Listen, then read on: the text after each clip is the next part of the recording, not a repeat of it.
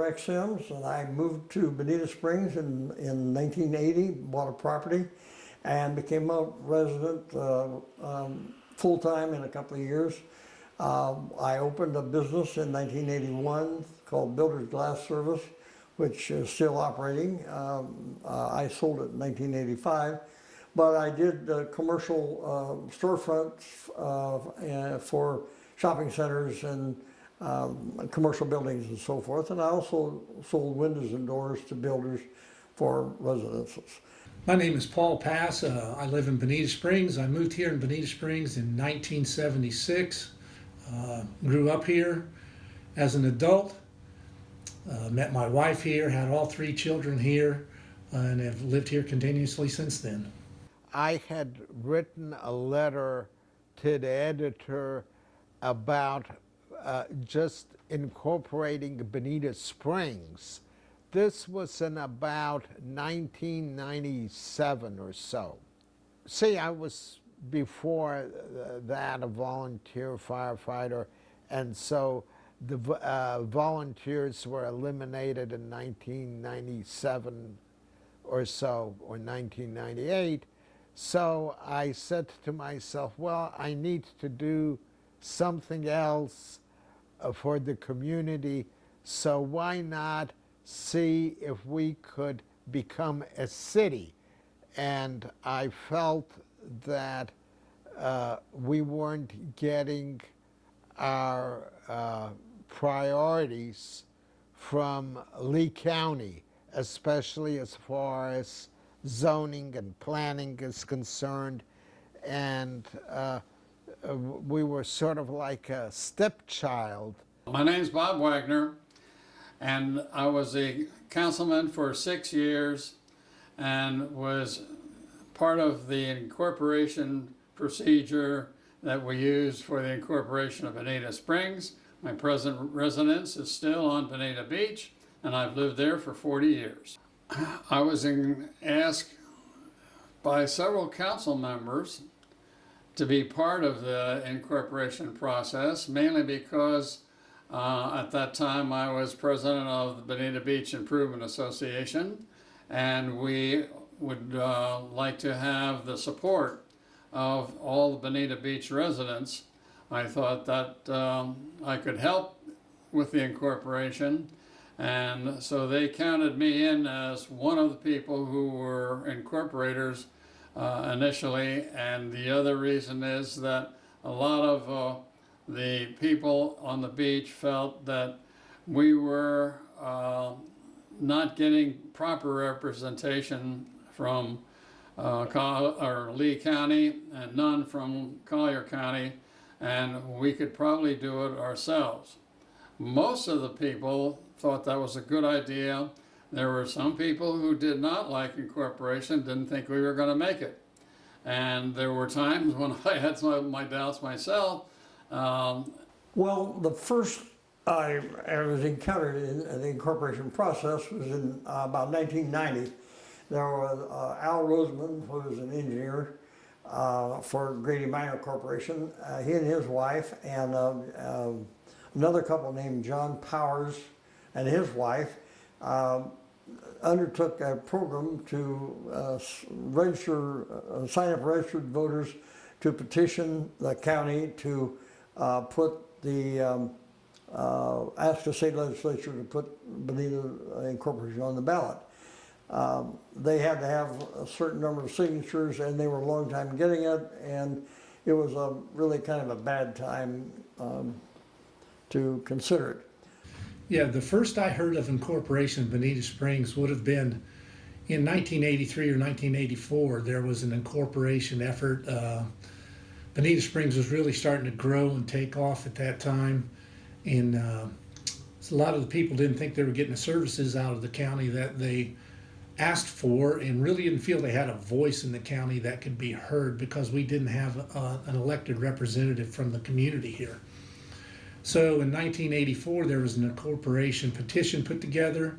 It was taken and delivered to Tallahassee, but at that time our senator state senator at that time did not feel there was a need for incorporation in Bonita Springs and didn't sponsor the incorporation effort to go through. So it basically died in committee and never made it to the Senate floor or to the House floor for a vote.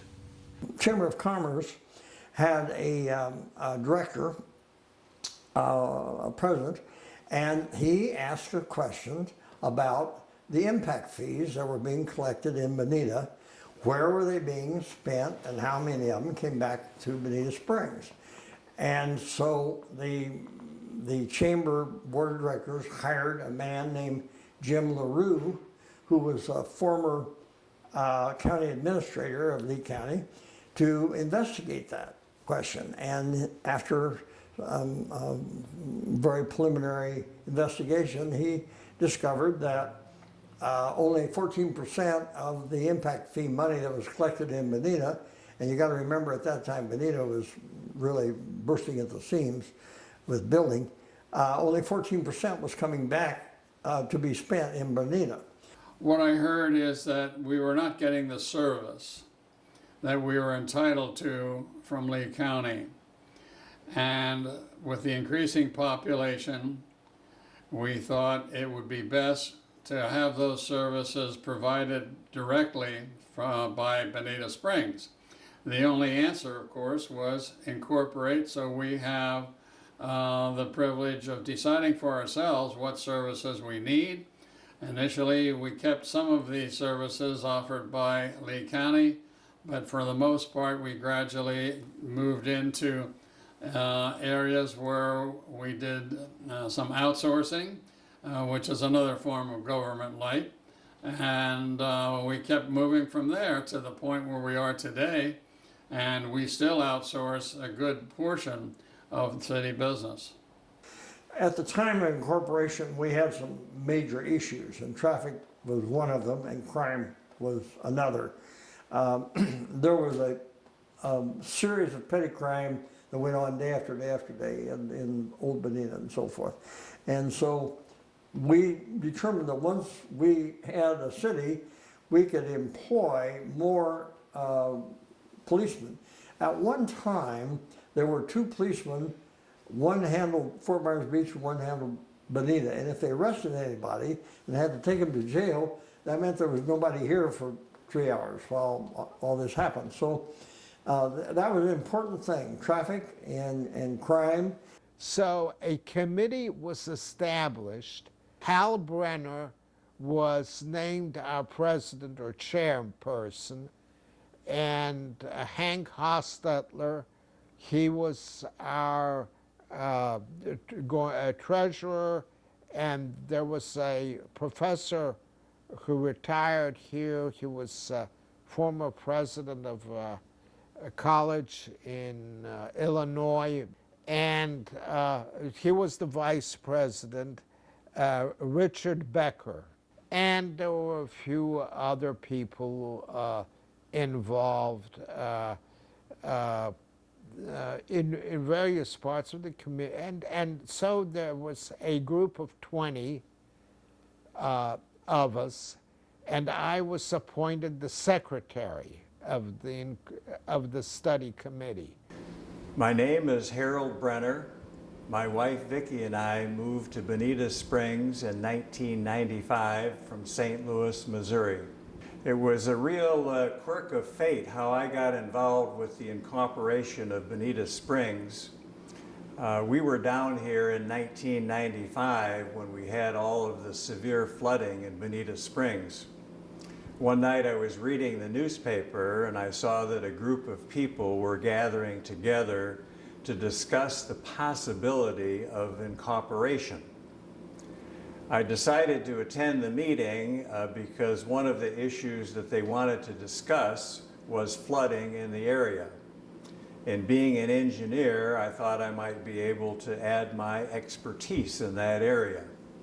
So I went to the meeting in downtown Bonita. There were about 30 people at the meeting, and I did not know a single person there. There were a lot of people there that I didn't know, but there was a lot of talent in that room that we were fortunate to have. We started out by going around the room, introducing ourselves, a little bit of background, why we were here. And when they came to me, I introduced myself, and I said that I was here to lend whatever expertise I might have to address the flooding issues in Bonita Springs, that I knew absolutely nothing about incorporation and whether or not it was a good idea or a bad idea. Well, we finished the round table and the group decided that they were going to go ahead and pursue looking at incorporation. And they were going to elect a slate of officers. And they began by electing a president. And the woman sitting next to me, again, who I did not know, but later found out her name was Doris Keyline, pointed at me and said, "I nominate him." And the reason for doing that was said he's not biased in any way whatsoever, and he would make a good leader. Well, long story short, we had a vote, and I got elected. There was a consensus of whether or not they should even try incorporation. And at that first meeting, there were about 15 people from the Jones Trailer Park area, and they were totally against the incorporation process. And they claimed it was the Chamber of Commerce that was sponsoring it, when in fact that was not the case at all. Once we got into the process and found out a little bit about what incorporation was all about, by speaking with other city leaders within the state of Florida for areas that had recently incorporated, and discussing among ourselves, we decided that the concept of incorporation that we wanted to pursue was one of what was called government light. None of us particularly liked the bureaucracy that many governments had, and there was this idea that a city could be formed and governed in a minimalist way. That is, by only doing the things that were absolutely necessary to be done in that community by the city, and contracting out for all of the other services that the city would be required to have. There was a fellow called Joe Mazurkowitz, who used to be the mayor of Cape Coral. Mr. Mazurkowitz gave a study report to the Chamber of Commerce, and the Chamber of Commerce said, well, we'll just let the people of Bonita Springs decide. The Chamber of Commerce is not going to take any further action in that.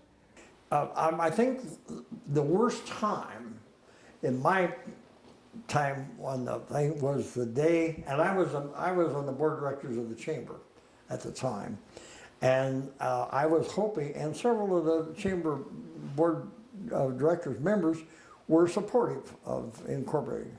The people that ran Sunshine, they were very supportive of it, and the other people. But when the showdown came, the board of directors of the chamber voted against it, voted against supporting it. And I was crushed, but looking back in hindsight, once in a while things happen right. I decided, or I came to the conclusion later on, that it was a blessing in disguise, because now it was the Bonita charter that we were selling. It was not the Chamber of Commerce's charter that we were selling. And so you would be amazed at that time, the animosity against the chamber as being running roughshod over everybody and so forth, you know. And a lot of the Pelican Landing and then the big developers were all running the chamber more or less. And so they did take advantage of things, and they were definitely against the incorporation. Most of the large developments were definitely against it because They had very smooth working conditions with Lee County, and they didn't want anything to upset the apple cart. We were blessed by having several people and several organizations within the area support our effort to bring this issue of incorporation to a vote. One was the Bonita Springs Fire District. We met twice a week for 2 years in the back room of the old fire station on Old 41, and they supplied that to us free of charge. Once we got into having something concrete to talk about, we needed to hold some town hall meetings. And the First Presbyterian Church over on Bonita Beach Road offered us their gathering room. They would set it up for us. They would allow us to bring several hundred people in for a meeting, for a town hall. They took it down afterwards and cleaned up after we were done. We needed to get an attorney, and Jim Humphrey, who later became the mayor of Fort Myers, was selected as our attorney. He was most helpful. I don't recall, he either didn't charge us anything or a very nominal amount. In my previous life, if you want to call it that, I was a contractor in Columbus, Ohio, and I built a chain of movie theaters, car washes, shopping centers, and so forth.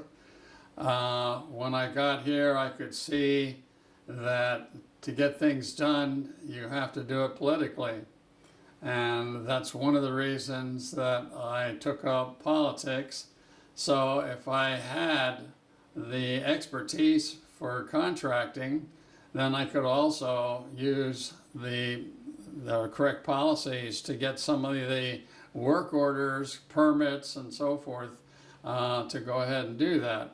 Most of the people on the Incorporation Committee, in fact all of them, chipped in their own money when it was necessary to drive somewhere, to go somewhere. They just did it. We didn't have the kind of organization where you submit your expenses and you get reimbursed, because we had no money to reimburse anyone. When it was all over and said and done, and after the vote, we had, I don't remember the exact number, $1,000, $2,000 of debt expenses, which we owed several places. And fortunately, one of the citizens in the community knew about this debt. This individual, and I'll mention his name, Tony Correnti, stepped forward and wrote a check and canceled all of our debts. And the city of Bonita Springs should be greatly indebted to him for what he did. To be frank, we probably wouldn't be here today talking about this if it weren't for Tony.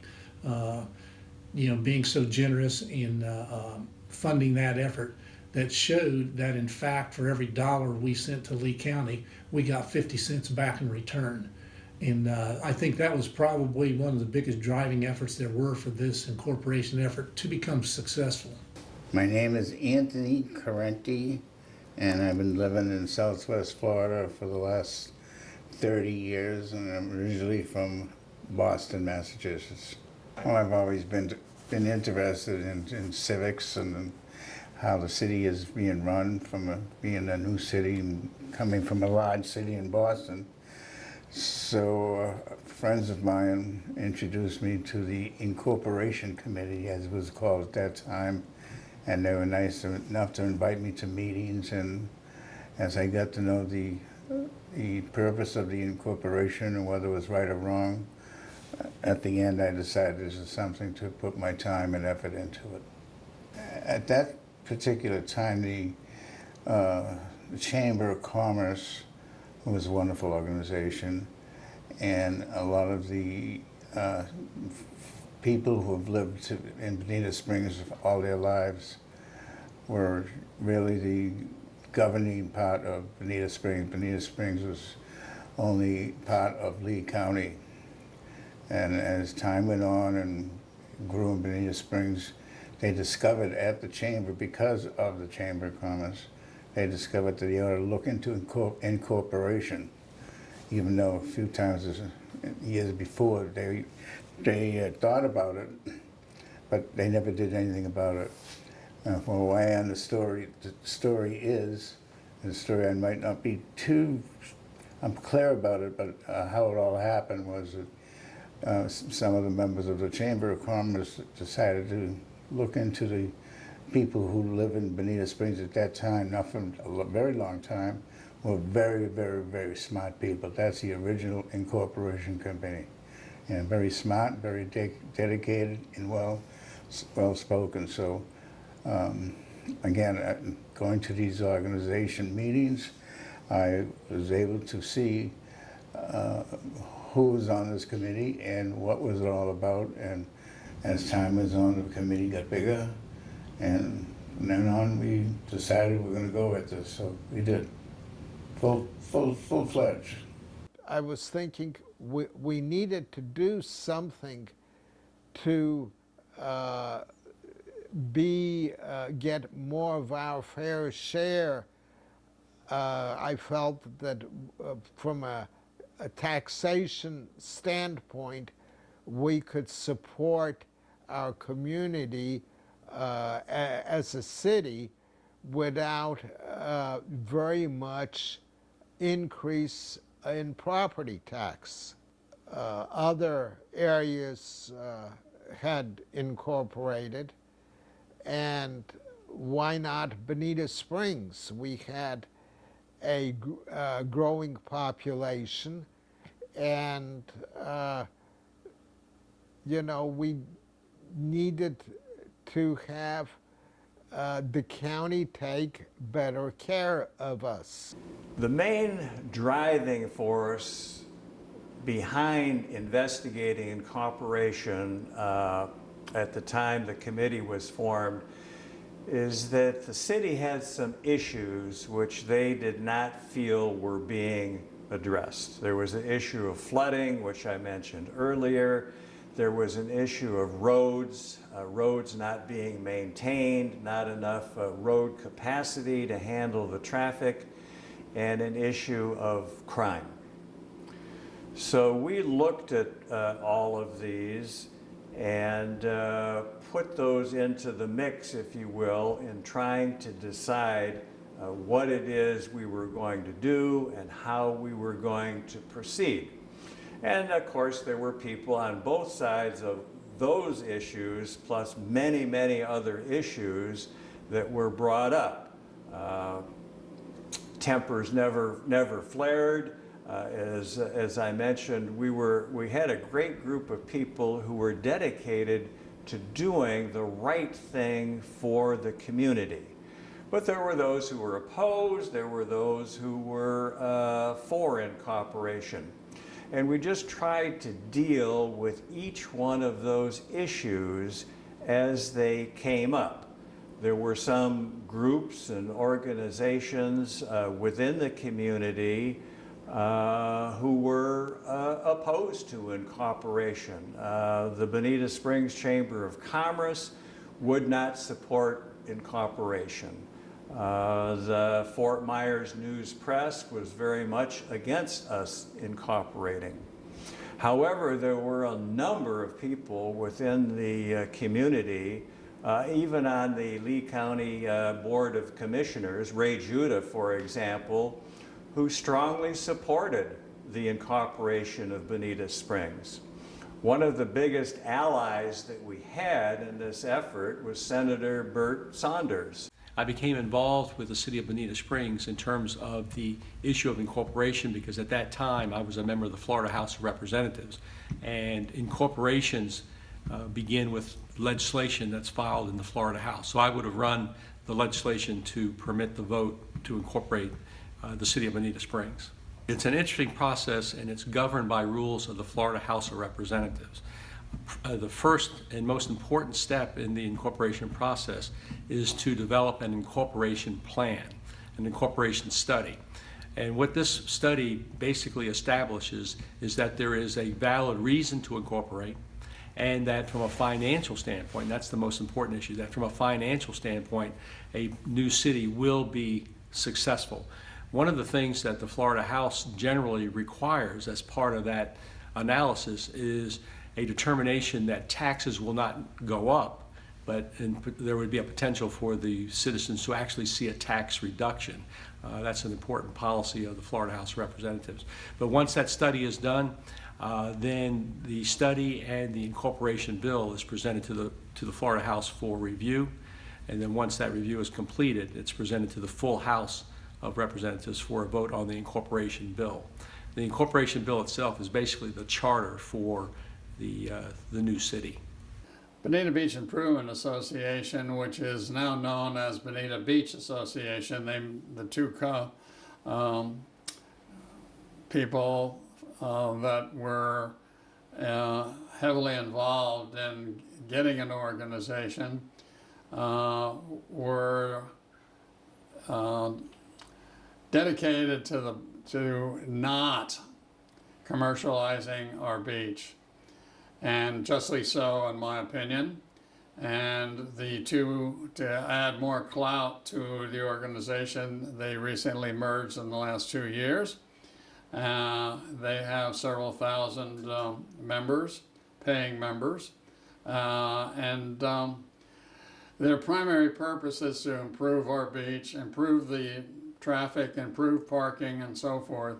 And this is a very, very tough assignment right now.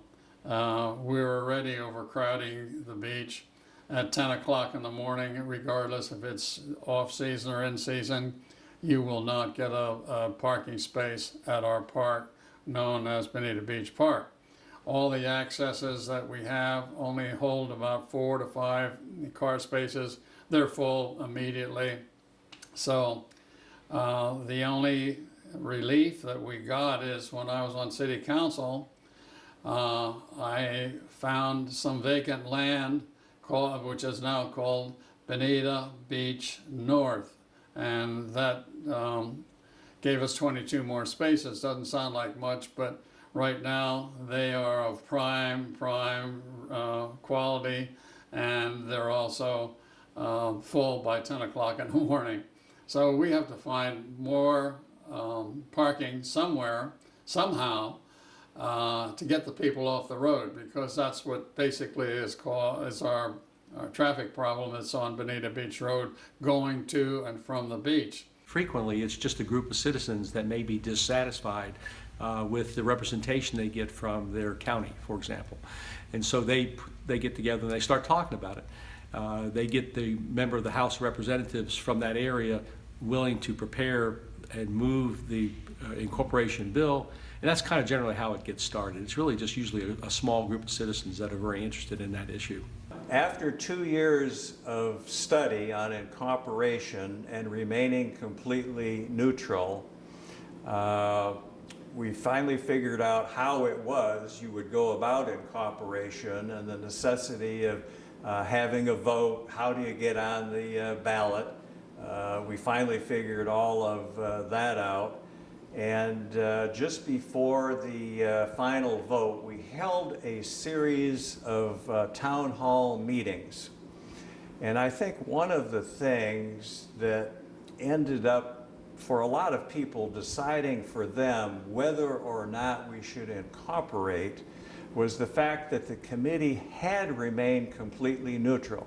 In fact, one of the very last things we did, presented to the people at town hall meetings and had printed in the newspapers, was we came up with a list of the 10 biggest reasons why Bonita Springs should incorporate, and a list of the 10 biggest reasons why Bonita Springs should not incorporate.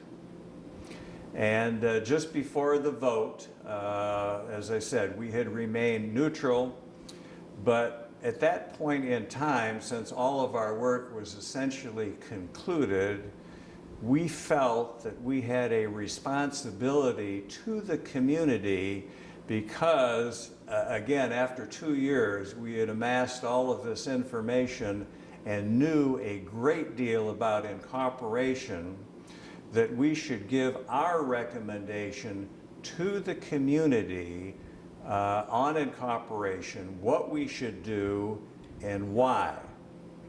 And that we did. We recommended that Bonita Springs should incorporate, and we should incorporate for the reason that local people should have the responsibility to address and deal with local issues.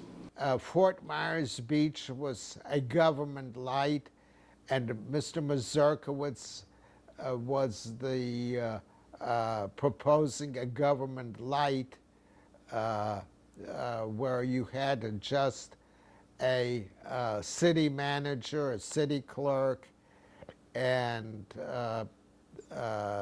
maybe a city attorney, somebody handling the finance operation, and that about it. You know, 5 or 6 person city staff.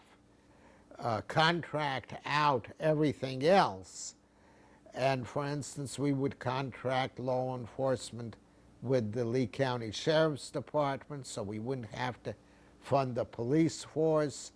We would contract out the fire service with the Bonita Springs Fire and Rescue Control District, so we wouldn't have to have a paid fire department. The day of the vote, the committee had decided that we would gather that evening at the Cheshire Cat in downtown Bonita Springs, along with all of the other people who had any interest in being there to receive the vote. And I can remember very clearly, the polls, I believe, closed at 6 o'clock, and about every hour or so after that, I would call up to the Lee County Elections Commission to find out if they had tabulated all of the votes or not.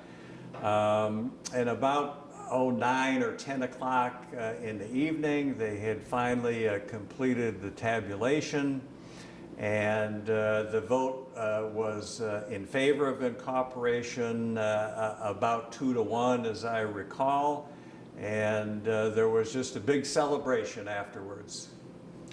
After the vote was completed, about a week later, the committee held a meeting. In fact, it was held right here in our house to discuss what the next steps were going to be. At that time, I resigned as head of the committee because I had begun some studies to get a degree in theology and become an ordained minister, a deacon in the Catholic Church. At that time, Dick Becker took over and headed up the committee and finished and coordinated with the city until the elections for the city officers were completed and the officers were installed.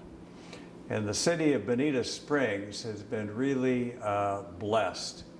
The original committee members, council members, and mayor, and the subsequent mayor and council members have been just absolutely top-flight people who have had the interests of Bonita Springs at heart and have taken this little community into just a first-class city. We were also extremely blessed in the first individual who was the city manager, Gary Price.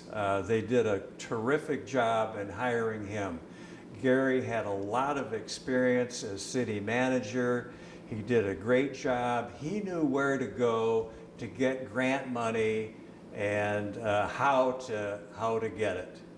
And as it turned out, what the Mazurkowitz report and the work of the committee had said, that yes, it would be income positive, and in fact, if recollection serves me correct, the first few years of cityhood, the tax rate in Bonita Springs was actually decreased because of the excess revenues.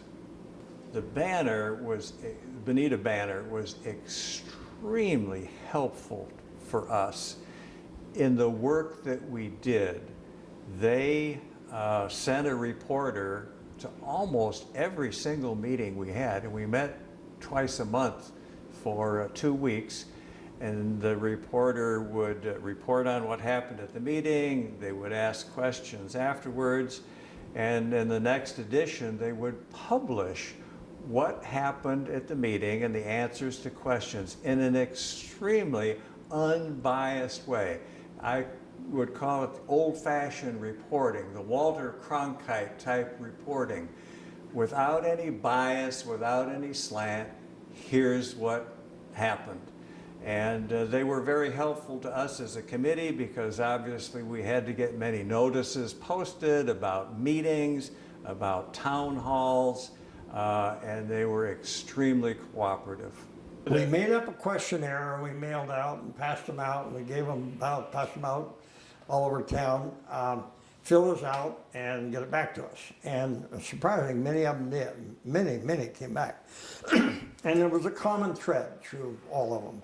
And part of it was from the background in Lee County, the scandals that we'd had in Lee County, and how we could protect ourselves from that, and who would run the city, and how it would be managed.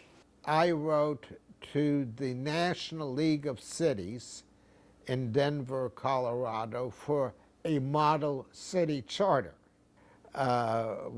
We had a subcommittee for the city charter, because we had subcommittees for various things, for fundraising, different situations.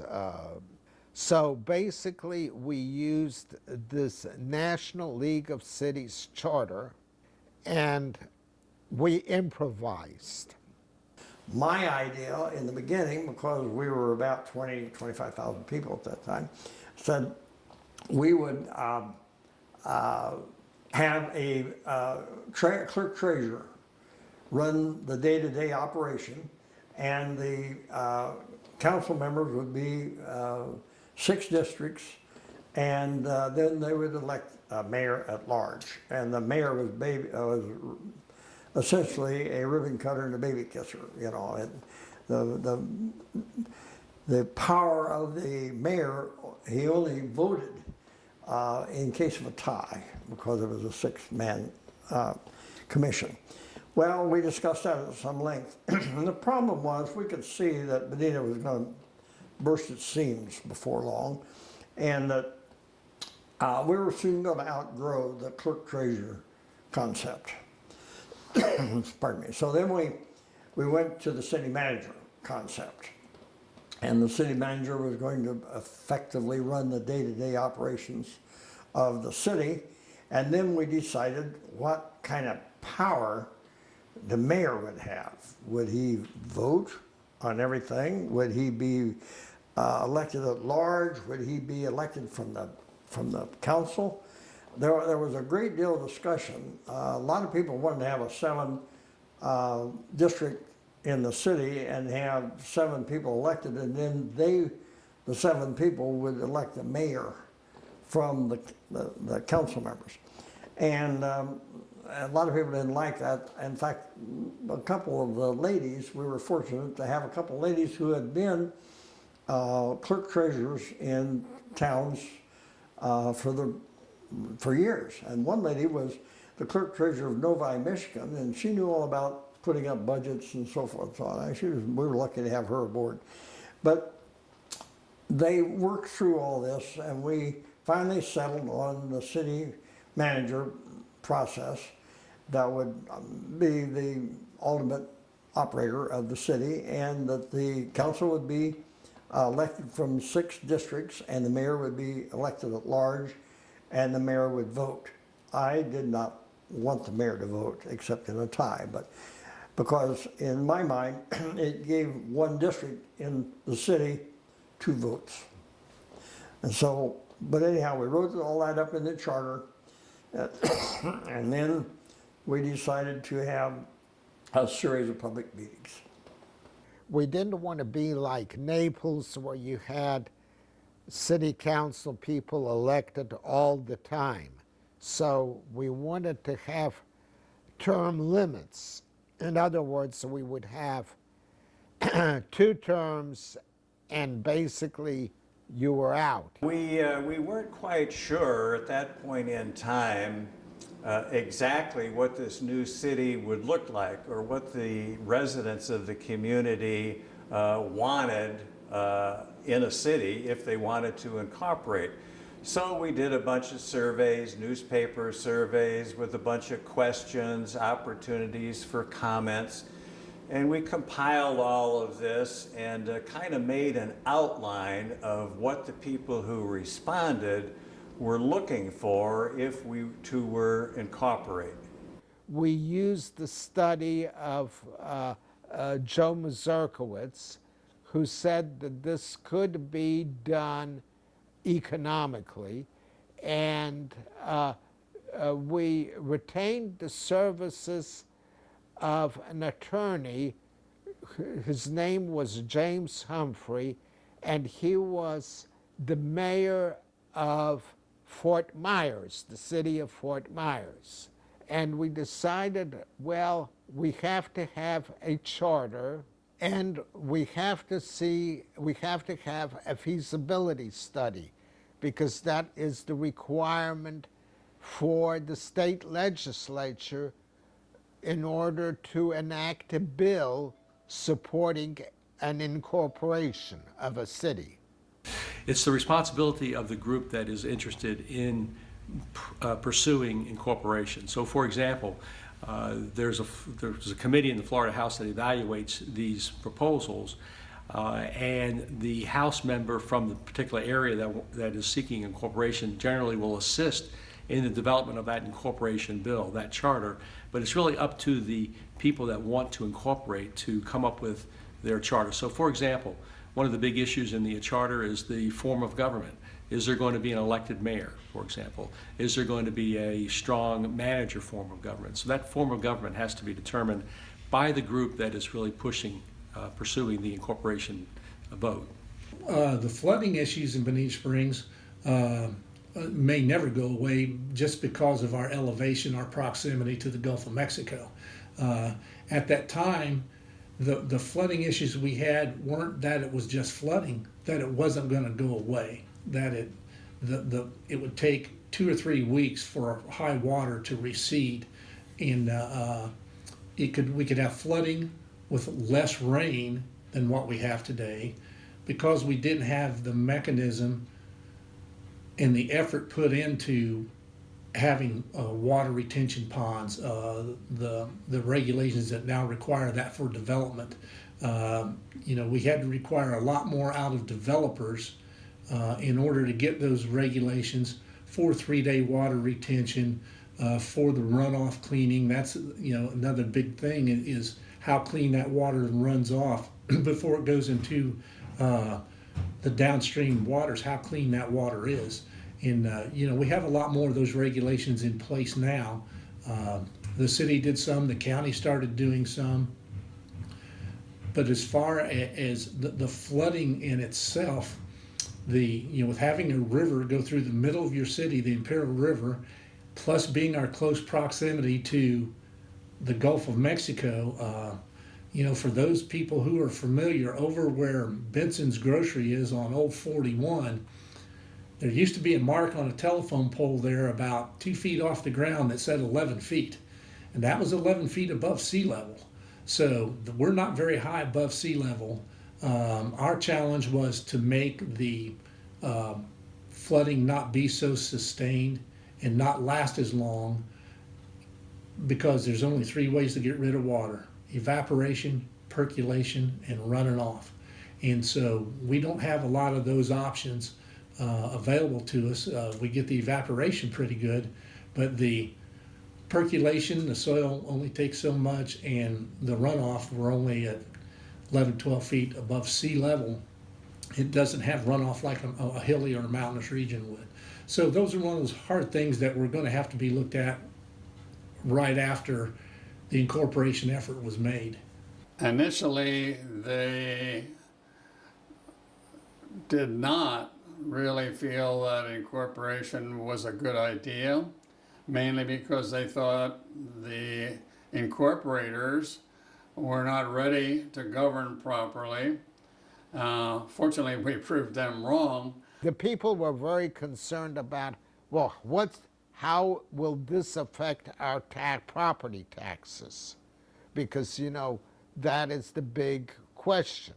Okay, we decided to have public meetings, and the first public meeting we had was at the Presbyterian Church, and it was surprising, it was very well attended. I think there was 110 people there or something. And we asked a lot of questions, we made our presentation, and the consensus that I got brought away from the meeting was that the majority of the people there were in agreement that something needed to be done and something needed to be changed, but they were not sure that we would be able to find competent people to be elected and run the city. And I assured everybody that I'm quite sure there was a whole lot of talent in Bonita, and I would step up and fill the positions. The second thing was that the opposition started a letter writing process to the banner, and they kept harping on the theory that we're going to raise the taxes. Their taxes are going to go up, and you just heard that over and over and over again. And then they began to ask some very specific questions at some of these public meetings about budgets and so forth and so on. So we decided that we needed to stop and write a white paper on the budgets and the funding and so forth, and have some experts do it before we started making presentations again. Being able to afford to be a city it is a whole subject into its own, and we had some very bright people do an incorporation study to determine how much money would be coming to the city of Bonita Springs, mocked up a budget of expenses that we would have, and determined that in fact that we could afford to be a city if we adhered to what was then deemed as government-light government. We already had the utilities, Bonita Springs utilities. You know, we would contract services out. We wouldn't have everything in-house, and could probably do it for less money, enhance our revenues, and still be able to have all of the services that people were asking for. And it turned out that we could get substantial funds back that would normally have gone to the Lee County government. We could use that as our tax base money to pay for a basic city service. To do those things, that's what people were asking for at the time, making better roads, not having so many unpaved streets in Bonita Springs. As Southwest Florida grew, so did Bonita Springs, so we had to have these enhanced services that people who lived here just didn't feel they were receiving at that time, and didn't have a mechanism or a real voice to make that happen through Lee County. We then decided to do the boundary. We wanted to have people in Bonita and Hickory Island to be part of the city. And in order to do that, we had to have all of Hickory Island in the city. So we decided, well, why not have just the city boundary adjoining? You can have, under state law, city boundaries adjoining bodies of water, like the body of water between Fort Myers Beach and Bonita. So then we decided, well, we will be on the south side of Fort Myers Beach, and we would run the city limits all the way to Big Carlos Pass, where the drawbridge is, and that would be the northern boundary. When the boundaries were done, the Bonita Fire District and the Estero Fire District, they don't cross, although they do have contractual interaction with each other for services. If one needs the other one, of course they respond as first responders. But for the city's purposes, the group intentionally kept the boundaries to the south where they did, as not to encroach into what we know as Estero today. We would also have Lover's Key State Park, and that could be used as a park facility for the city too. And we would also, we found out, get some reimbursement from the state for having a state park in our city limits. And Pelican Landing at that time was supported by two fire districts, the Bonita Fire District and the Estero Fire District. And they were very competitive for their properties. And so the Estero Fire District came to us and threatened us, really, with a lawsuit if we took in any of their property that was included in their taxing district. So we said, all right, we will use the Bonita Springs Fire Rescue Control District as our boundary. The state has a requirement, there has to be so many people per acre in your deal. And we were taking in all of Black Island and all of the park out there, going clear up to Newbridge at South Fort Myers Beach. And so there's a whole lot of uninhabited land out there. And then when you added the uninhabited land east of Bonita Grand, our numbers didn't come out right. So we had to cut out a lot of the land out east of Bonita Grand in order to take in the park area out there. We thought that having that park area in Bonita city limits, while we had the opportunity to do it, it was an opportunity just going to happen once in a lifetime, and we should do it. I'm not sure that it was a right thing to do, but we did, and it's there. And that was one thing. The second little problem that developed a little later was that by adopting the fire district, the north boundary ran right north of the ship, for all of you who remember where the ship used to be up on 41. And that was the north boundary of the city limits, and it cut right through Pelican Landing. So we decided on getting about 98 or 99% of the population of the Bonita Springs Fire and Rescue Control District inside the boundary of the new city of Bonita Springs. But as a result, part of Pelican Landing was in Bonita Springs city limits, and part of it was in Lee County, and that's why it happened that way.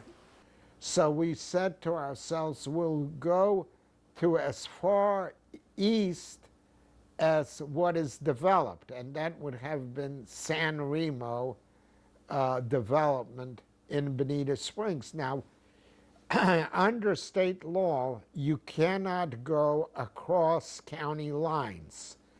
So we used everything what was in Lee County, southern Lee County, that had any development in it, and it turned out to be about 33 square miles.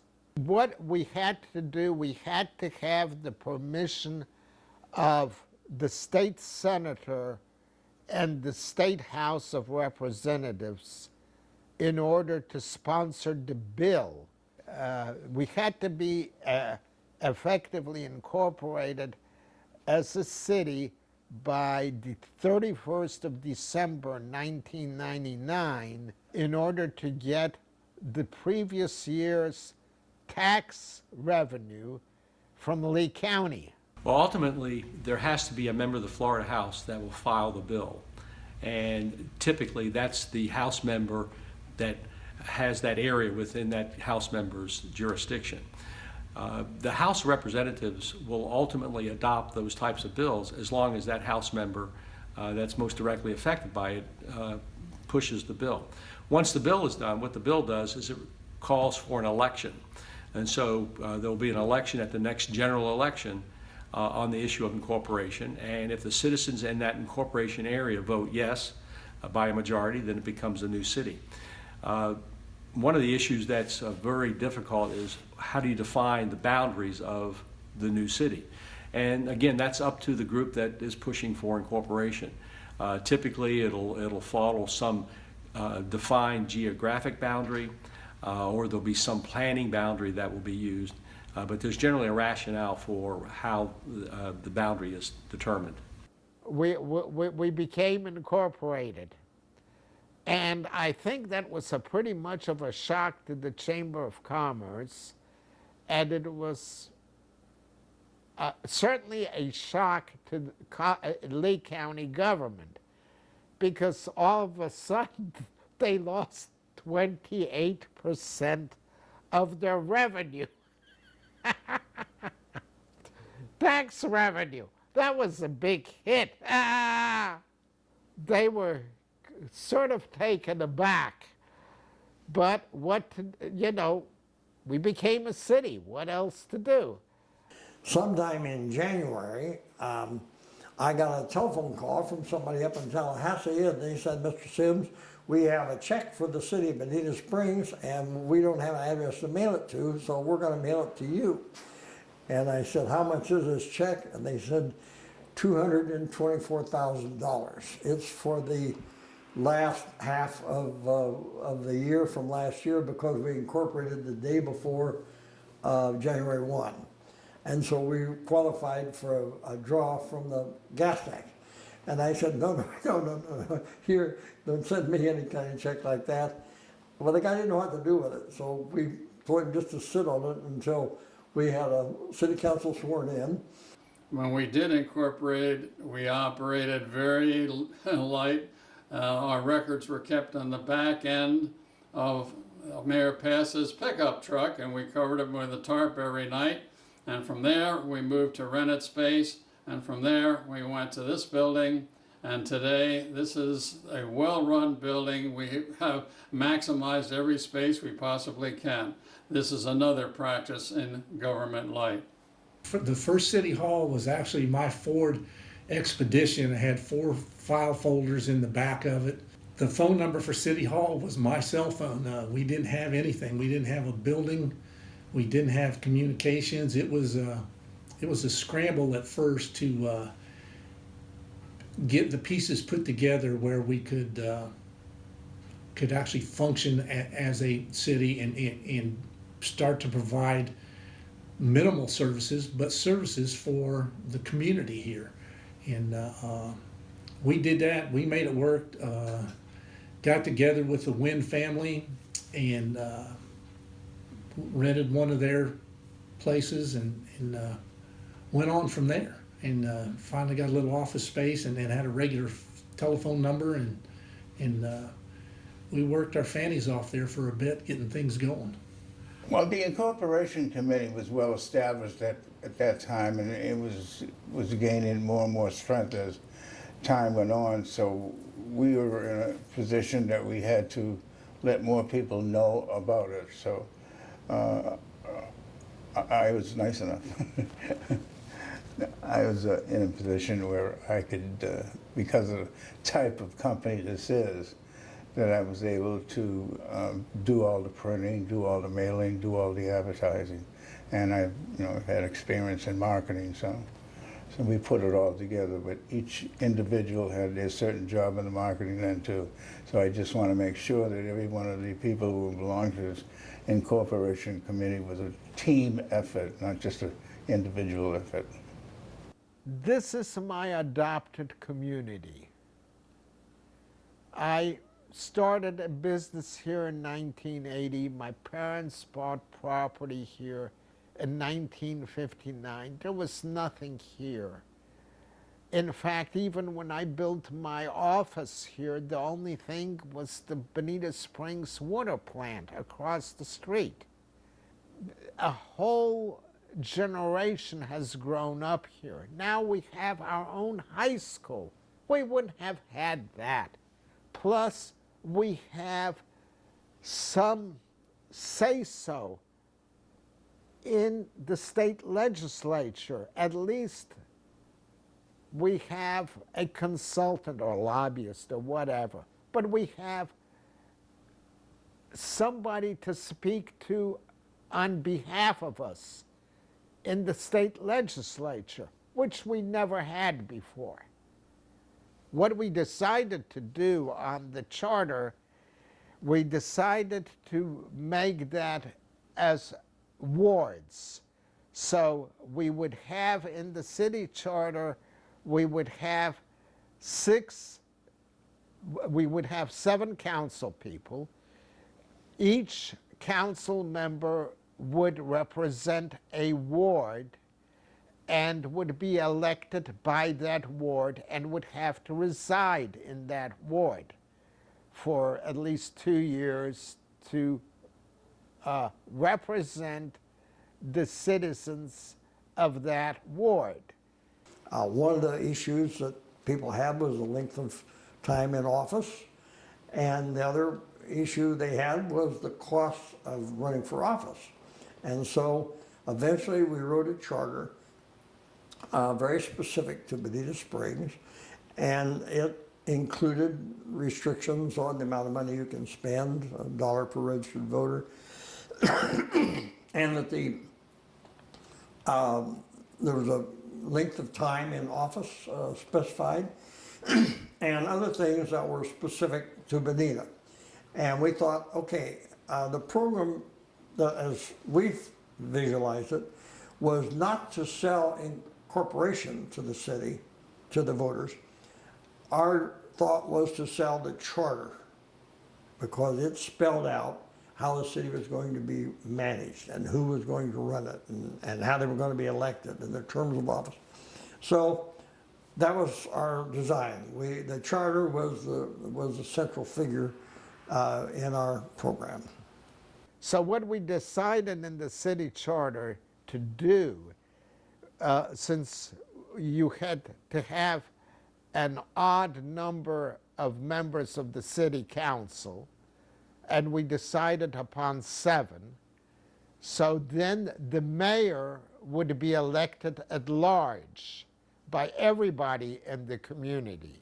The whole project had a timeline, and in order to get this done within that timeline, we had to have everything ready by May so that it could go to the state legislature. And they had to write a bill to allow this vote and vote on it, and which they did. Okay, once the incorporation bill has been prepared, it's submitted to the Florida House of Representatives. Once it passes the Florida legislature, both the House and the Senate, it goes to the governor just like any other bill would go to the governor. The governor will then have 10 days to sign that bill. So that incorporation bill really is a statute, just like any other statute. It requires the approval of the House and Senate, and then it requires the signature of the governor to become law. So we were pushing pretty heavy, and we had our last,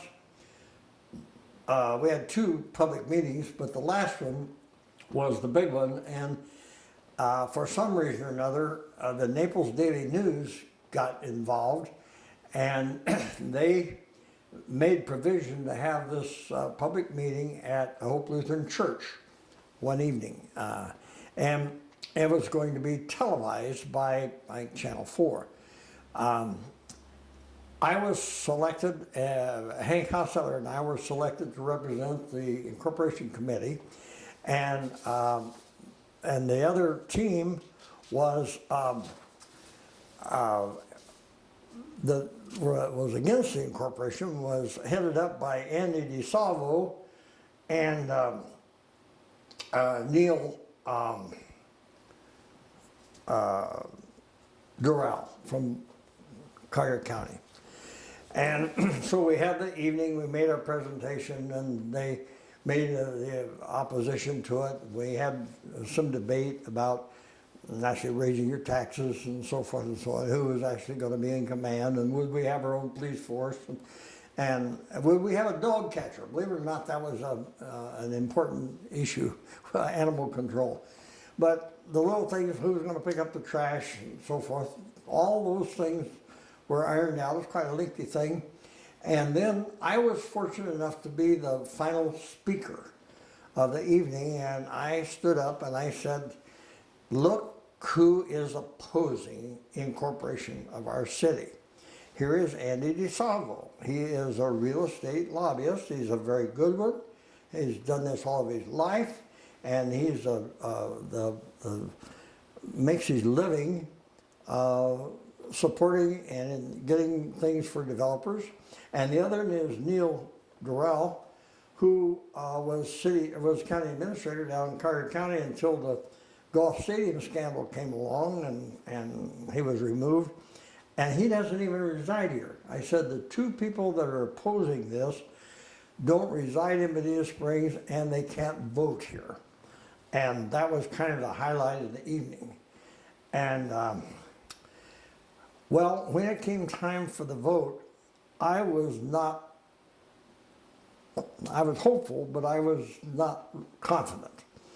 And but the vote came in, and we decided that we didn't want to win by 10, because Marco Island had gone through 4 different incorporation processes before they finally got a city put together, because they had election issues and so forth. We wanted to win strong if we won. And the vote came in, and it was 4265 for it and 3100 against. So we won by over 1,000 votes. I think what happened is that the Chamber of Commerce at that particular time didn't really want to see us succeed. Nothing offensive against the Chamber of Commerce, it's a great organization.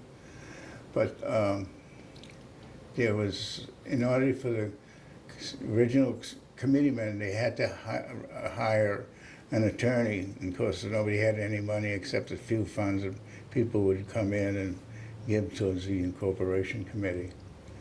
But as it got closer to the interest of an incorporation, and more people had heard about us, we had to have a charter, we had to incorporate a lawyer. But at the end, I think what the chamber was kind of complaining about is that we had no money to really make this thing go. So at that particular time, all the original committeemen says, well, what are we going to do, because we can't pay the bill? And I offered my services along with the other committeemen to go to downtown Lee, the city of Lee, and Fort Myers, and I actually had a private meeting with, at that time, it wasn't Mayor Humphrey, it was Humphrey. And I made him an offer they couldn't refuse. Nobody made any celebration plans, because we really weren't that sure we were going to have anything to celebrate. But yes, we did go up to the Cheshire Cat, and we did celebrate it. Actually, it was a celebration, and yet there was a lot of concern, because you know, we started on a long-term project. The city's going to last a long time, and we really didn't. We just had scratched the surface. There was a huge amount of work needed to be done, and Unfortunately, there were people, very knowledgeable people, stepped up to bat and did that. All the committee men and their families with their children. So we all were just waiting word, which came from TV, local TV, that Bonita Springs had become a city. I had actually found out on the evening news. I was at home in November of 1999 when it was reported on the news at that general election that the city had voted to be incorporated and would actually become a city December 31st at midnight of 1999 and start collecting state revenue sharing monies at that time. Now, at that time, we didn't have a city council, didn't have a mayor, we didn't have any sort of facility, no city hall, no city manager, anything. All that had to come after the fact, after the incorporation vote. I was reasonably comfortable that the yes vote would win. I think the people in this area had finally decided that we had grown up enough, we needed to have our own voice and take control of our own destiny. Was I 100% sure? No. I don't think anybody ever was. And that was one of it was still divisive within the community. Our community wasn't 100% vote that to incorporate. There are a lot of people that were very strongly against incorporation of Bonita Springs. One afraid of more regulation, one afraid of more taxation, those sorts of things. And really one of my reasons back then that I decided after it happened to incorporate, the vote to incorporate happened, was that I thought there had to be someone, we had to get some people elected who could put the community back together so we move forward as one. And I talked with a few people about it. I had a lot of talks with John Spear, who later became a city councilman. John was very active in the Chamber of Commerce and very passionate about it, very passionate about Bonita Springs. At dinner one night, and I actually told him that I thought, John, it's got to be you or me to do this, to bring the community back together. We can't leave everybody still divided. And we talked about, John had just built a new building here where his law office was, and really didn't have the time and the effort that was going to be taken to run for political office and try and help start the city at that point. So at that point, I decided that I was going to try to run to do it, along with 7 other people who ran for mayor at that time. And fortunately for me, I ended up winning and becoming the first mayor. My sole focus, I didn't have any other agenda other than bringing the community of Bonita Springs back together. That was my entire agenda. The other things, the mechanical things, we can make work. We had a group of 7 that could make those decisions and make the decisions as a group. But my singular focus was to bring the community back together after a relatively contentious vote on incorporation. We were quite fortunate. We had a very, very good transition team that came out of the incorporation effort. Hal and Dick Becker and a lot of the folks that, Tony Correnti, a lot of the folks that just really put a tremendous effort into that, of gathering records that we needed to get started. On Inauguration Day, it was, I was nervous as a cat, just about how all of this was going to go forward. We really we hadn't met yet as a city council or anything, so everything was still unknown for us. And how we were going to work collectively as a group that got elected. My big, in my inauguration speech, I asked people for patience because they were going to be patient, had to be patient with us while we tried to build consensus out of the community to move forward, and that would take a little bit of time. I know a lot of people were looking for immediate action. If I found out anything in my 4 years as mayor, government moves slow, and but I thought we did a very good job of coming together rather quickly. and being able to get the beginning of our staff together and getting a city manager on board to start moving things forward. Of course, I think it was worth it. I mean, look what has happened in this city. We would have, with all the money that we gained from our tax revenue, we improved the streets in Bonita Springs. They were in horrible shape. We put in sidewalks, which we hardly had any of. I mean, we had street lights all over the place. We put in Imperial Parkway, a wonderful shortcut. Here we are nearly 20 years later, and I think all you have to do is drive around the city of Bonita Springs, and you absolutely know that that incorporation effort was worth it. The other thing, for those who kind of didn't think so 20 years ago that we would be able to do this, you look at your tax bill and your millage rate is one of the lowest in the state of Florida, but still provide full service with our Parks and Recreation Department, with all the committees that Bonita Springs has, for the beautification of the community, what we've done along the Imperial River, along with the great volunteers. From the vision of the Incorporation Committee, with their government-like concept that they put in there, the ability I think, of our first city council to implement that and move it forward, and now all the city council people who have now brought it up here 20 years later, they're still adhering to that. And I just couldn't have envisioned it going better than what it's doing right now. The outcome, as you well know, is that we finally incorporated, and we did our best, and we still are doing our best. Keep our property taxes low, keep our outsourcing competitive, and so forth. That to me is government light, and I think until we grow into a full-fledged city, which I hope we never do, I think Bonita is fine the way it is. We have some traffic problems which are being solved, hopefully, by our present city council, and I think they'll do a good job. Is it working? From what I understand from the people I know, yes, it has brought income into the city. So we were able to do a lot of things that we couldn't do before it became a city.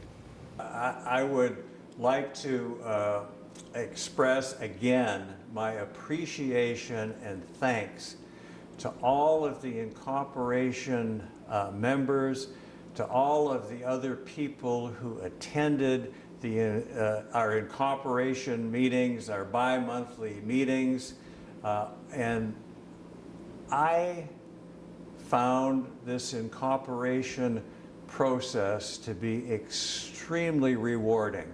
I had the opportunity to make friends and to meet with people that I would never have had the opportunity to do. And I'm grateful and thankful for all of the time, the effort, and the energy that they put forth into making Bonita Springs the great city that it is today. Don't hesitate, incorporate. The next step was to get a government, but that's another story. But that's another story.